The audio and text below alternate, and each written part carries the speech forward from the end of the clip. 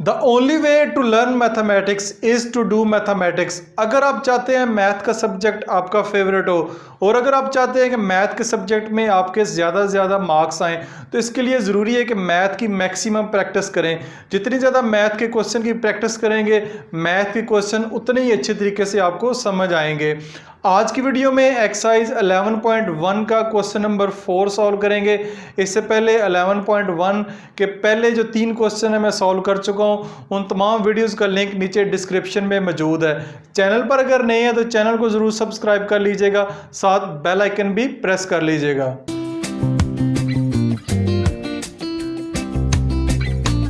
Exercise 11.1 का question number 4, find the value of the following. ठीक है, पार्ट 1 में 2 sin 60 इंटू कॉस 60 की वैल्यू फाइंड करनी है, लेकिन इस क्वेश्चन को सॉल्व करने से पहले आपको एक छोटा सा ट्रिग्नोमेट्रिक टेबल है, इसको याद करना ज़रूरी है कि sin 30, sin 45 और 60 के ऊपर, यानी ये 3 एंगल है, 3 एंगल्स के ऊपर साइन, कॉस और tan की क्या वैल्यूज़ होंगी। ठीक है, छोटा सा टेबल है। तो sin 30, 45, 60 के ऊपर टेबल आपकी बुक के ऊपर गिवन है। इस टेबल को याद कर लीजिएगा। एक तो मैंने इस टेबल को याद करने के लिए शॉर्ट ट्रिक्स एंड टिप्स है क्लास 10 के लिए खास तौर पे मैंने बनाया था, उसमें क्योंकि टेबल बड़ा है, इसमें तो टेबल छोटा है। उस वीडियो का लिंक भी मैं डिस्क्रिप्शन में दे दूंगा, उसके लिए भी देख सकते हैं। अदरवाइज देखें तो अगर sin 30 की वैल्यू 1/2 है, sin 45 की वैल्यू 1/√2 है और sin 60 की वैल्यू √3/2 है। तो अगर sin की वैल्यू जस्ट आप याद कर लेते हैं 30, 45, 60 डिग्री के लिए, तो cos की वैल्यू आपको ऑटोमेटिकली याद हो जाएंगी। कैसे? इधर लास्ट पे √3/2 है, वो फर्स्ट पे लिख दें। 1/√2 है, ये वैसे का वैसे नीचे है। 1/2 इधर 30 का है, तो इधर 1/2 60 का हो जाएगा। यानी कि जो वैल्यू आपको ऊपर नजर आ रही है उनका रिवर्स आपको नीचे नजर आ रहा है। तो अगर साइन की वैल्यू अगर आपने याद कर ली है तो कॉस की वैल्यू अब आप आसानी याद कर सकते हैं। बात आ जाती है tan की। tan की वैल्यू बहुत ज़्यादा सिंपल है, दरमियान में 45 के ऊपर 1 आपको नजर आ रहा है, 30 के ऊपर 1/√3 है। ठीक है, ठीक है, तो इसका रेसिप्रोकल √3/1 है। नीचे 1 लिखने की जरूरत नहीं है, खाली √3 है। तो ये छोटा सा ट्रिक था इस टेबल को याद करने के लिए। एक टेबल थोड़ा सा 10th क्लास के लिए बड़ा होता है, ट्रिग्नोमेट्रिक टेबल, उसके लिए डिटेल से एक शॉर्ट ट्रिक्स एंड टिप्स की वीडियो मौजूद है जिसमें आप टेबल को बआसानी याद कर सकते हैं। अगर आपको ये टेबल याद होगा तो आप ये क्वेश्चन सॉल्व कर पाएंगे, अदरवाइज आपसे ये क्वेश्चन सॉल्व नहीं होंगे। तो 2 sin 60 इंटू कॉस 60, तो इसको सॉल्व करते हैं। आपके पास 2 sin 60 की वैल्यू क्या, आपके पास sin 60 की वैल्यू √3/2 है, तो यह आएगा √3/2 मल्टीप्लाई, ये दोनों आपस में मल्टीप्लाई हो रहे हैं। cos 60 की क्या वैल्यू है 1/2, तो cos 60 की वैल्यू होगी 1/2। अब आपने जस्ट इनको सिंप्लीफाई करना है, सिंपल करना है, तो आपका आंसर आ जाएगा। तो इसकी कटिंग इसके साथ काट सकते हैं, ऐसे इन दोनों को काट दें। √3 को 1 से मल्टीप्लाई करेंगे तो √3 ही आएगा। नीचे आपके पास 2 जो है वो रिमाइंडर है, ये 2 किसी के साथ मल्टीप्लाई नहीं हो रहा। तो क्वेश्चन नंबर 4 का जो पार्ट 1 है उसका जो आंसर है √3/2 होगा। उम्मीद है ये क्वेश्चन आपको अच्छे तरीके से समझ आया होगा। क्वेश्चन नंबर 4 का पार्ट 2 sin 45 प्लस 2 cos 45। तो दरम्यान में अब प्लस का साइन आ गया, पहले कोई साइन नहीं लगा हुआ था, तो मल्टीप्लाई का साइन है, तो अगर प्लस या माइनस का साइन होगा तो दरम्यान में मेंशन होगा। इसको सॉल्व करते हैं। 2 आप वैसे का वैसे लिखेंगे। साइन 45 की वैल्यू जो है आप जानते हैं 1/√2 आपके सामने मेंशन है, तो मल्टीप्लाई बाय 1/√2। इन दोनों के दरमियान कोई साइन नहीं है तो फिर मल्टीप्लाई का साइन होगा। प्लस 2 cos 45 की भी वैल्यू जो है 1/√2 ही होगी, तो वो भी हम मल्टीप्लाई बाय 1/√2 लिखेंगे। अब इन दोनों को सिंप्लीफाई करें, ये इनकी कटिंग इस तरह नहीं हो सकती। कुछ बच्चे इसमें मिस्टेक करते हैं, इसको इसके साथ काट देते हैं, ये √2 है या खाली 2 है, तो इनके जवाब डिफरेंट हैं, तो ये आपस में इनकी कटिंग नहीं हो सकती। इसको इससे मल्टीप्लाई करेंगे तो आपके पास आ जाएगा 2/√2 प्लस इसको इससे मल्टीप्लाई करेंगे 2/√2।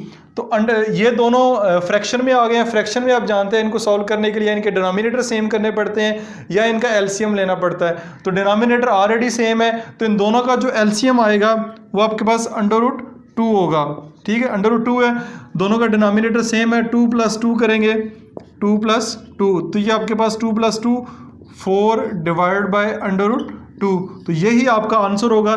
इसको मज़ीद सिंपलीफाई नहीं किया जा सकता। 4 की और √2 की कटिंग नहीं होती और ना ही आपने करनी है। यहाँ पे आप मिस्टेक करेंगे, इसकी कटिंग करने की कोशिश करेंगे तो आपने इसकी कटिंग नहीं करनी। यही इसका आंसर है। क्वेश्चन नंबर 4 का part 3, cos 60 into cos 30 minus sine 60 into sine 30।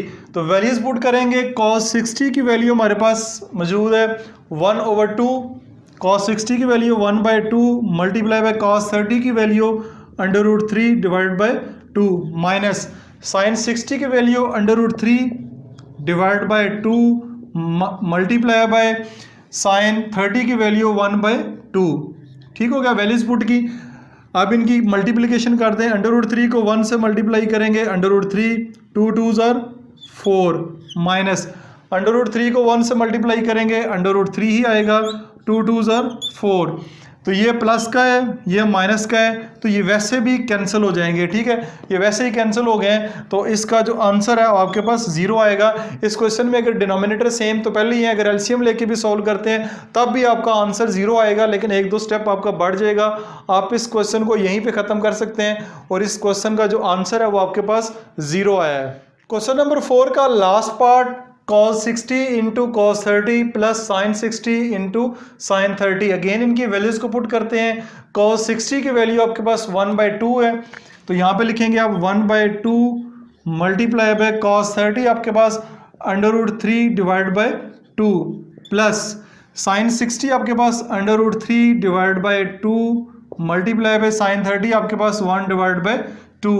तो ये आपके पास ऊपर आ गया √3 divided by 2 2s are 4 plus √3 दोबारा इसमें ऐड करें, √3 को 1 से मल्टीप्लाई करेंगे तो √3 आएगा, 2 2s are 4। तो ये आपके पास आ गया। अब हम इसको क्या करेंगे, इसका आंसर निकाल लेंगे। इसका आंसर कैसे निकालेंगे, √3 divide by 4 plus √3 divide by 4। तो डिनोमिनेटर इनके सेम है तो मैं 4 ही लिख लूँगा, ऊपर आपका √3 प्लस √3 ही आएगा। तो √3 को √3 के साथ ऐड करेंगे तो ये 2 √3 हो जाएगा। ठीक है, √3 स्केयर या कुछ और नहीं होगा बल्कि 1 यहाँ पे मौजूद है, 1 यहाँ पे मौजूद है, तो 2 √3 होगा और ना ही √6 होगा, बल्कि ये 2 √3 डिवाइड बाय 4 आपके पास आएगा। अब इसकी कटिंग होती है, 2 को इससे काट दें। ठीक है, तो ये आपके पास आएगा, नीचे 2 आएगा, √3 डिवाइड बाय 2 आपका आंसर होगा। √3 डिवाइड बाय 2 इस क्वेश्चन नंबर 4 का जो लास्ट पार्ट है इसका आंसर है। इसी के साथ ही आपकी ना सिर्फ क्वेश्चन नंबर 4 मुकम्मल हुआ है बल्कि आपके यूनिट भी और एक्सरसाइज भी मुकम्मल हो गई है। उम्मीद है ये क्वेश्चन और ये वीडियो और ये एक्सरसाइज आपको अच्छे तरीके से समझ आई होगी। मैं आपको बताता चलूँ, मेरे चैनल लर्निंग जोन के ऊपर क्लास 6 से लेके क्लास 10 तक की वीडियोज़ मौजूद है। मैथ की जितनी भी मैंने अपलोड की हैं, खासतौर पर क्लास 8 की और क्लास 9 की काफ़ी सारे यूनिट मैं कवर कर चुका हूँ। इसके अलावा मैथ बेसिक कॉन्सेप्ट के हवाले से भी मैंने एक सीरीज तैयार की है जिसमें मैथ के छोटे छोटे बेसिक कॉन्सेप्ट, जिसमें ये ट्रिग्नोमेट्रिक टेबल के शॉर्ट ट्रिक्स एंड टिप्स भी आते हैं, वो भी आपको मैंने समझाए हैं। तो इस वीडियो को, इस चैनल को अपने दोस्तों के साथ ज़रूर शेयर कीजिएगा। अपना ख्याल रखिएगा। खुदा हाफिज़।